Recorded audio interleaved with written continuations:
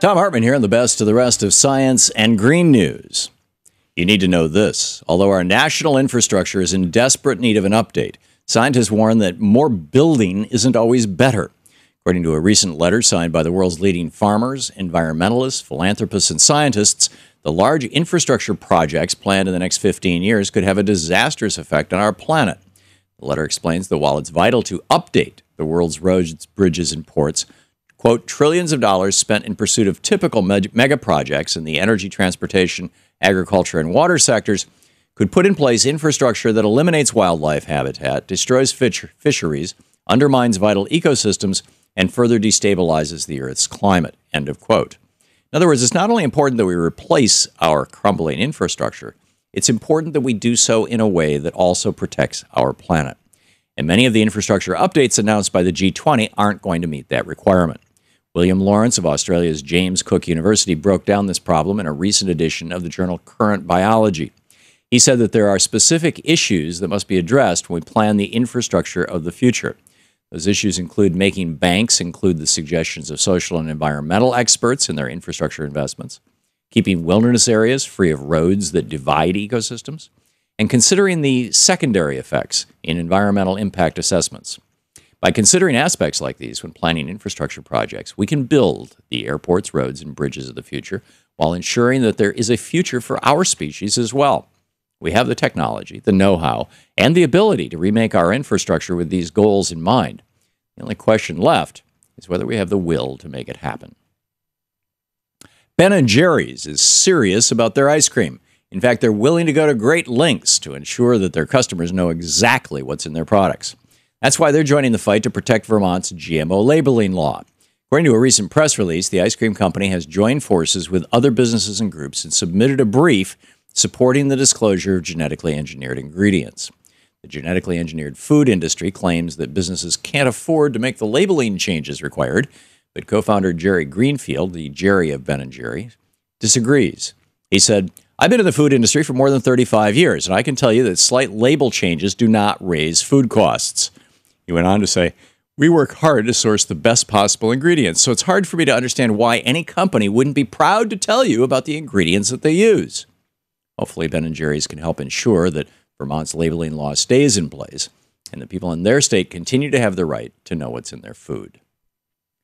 The world's largest solar farm has a big new investor, the U.S. Navy. The Mesquite Solar Farm is located in Arizona, where the natural climate provides up to 300 days of sunshine every year. 2 early phases of that farm are already up and running, and the Navy's investment will extend the solar farm even farther. Considering that China, India, and other nations are making huge investments in clean energy, it's about time that our country starts doing the same. And the Navy's announcement prompted the Indian government to announce their plans to construct an even larger solar plant. So if we're going to have a competition among different countries, fighting to become the world's leader in clean energy could be a big win for our environment. Let's become the biggest and the best in the world for solar and wind power development. The Navy's recent solar investment is a great step toward making America exceptional in the fight against climate change. General Mills says that they can't make Wheaties without wheat. Last week, the 6th largest food company on the planet announced plans to cut greenhouse gas emissions by 28% the next decade. In an interview posted in the company's blog, Chief Sustainability Officer Jerry Lynch said, quote, "As a global food company, we recognize the need to mitigate the risks climate change present to humanity, to our environment, and to our livelihoods long term." He explained that their goal of a 28% reduction is science-based, and it includes the action that scientists say must be taken to avoid the worst-case scenarios of climate outcomes. Although many of our lawmakers are still disputing the facts about climate change, the nation's businesses can't afford to keep pretending like it's not a problem. So they're making big changes to make sure that they can produce the food and other items that we consume. CEO Ken Powell said, "Obviously, we depend on that for our business, and we all depend on that for the food we eat." And finally, it may be a bit of a cliche to say that brilliance often coincides with mental illness, but it happens to be the truth. According to a recent article over at livescience.com, quote, "Multiple studies have found a link between creativity and neuroticism." And now scientists say that they've figured out why that connection exists. It turns out that the prefrontal cortex, the very same part of the brain that produces creativity, is also the source of irrational negative thinking. So-called self-generated thoughts can lead to someone imagining a creative dance or work of art, but they can also lead to imagining problems that don't exist. The researchers, however, say that this finding isn't all bad news. A neurobiology of personality lecturer at King's College in London, Adam Perkins, said, neurotic people feel sort of miserable spontaneously, but they also tend to be better at coming up with creative solutions for things.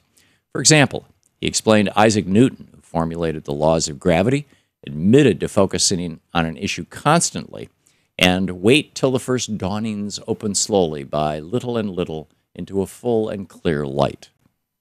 End of quote. And that's the way it is for the week of September 7th, 2015.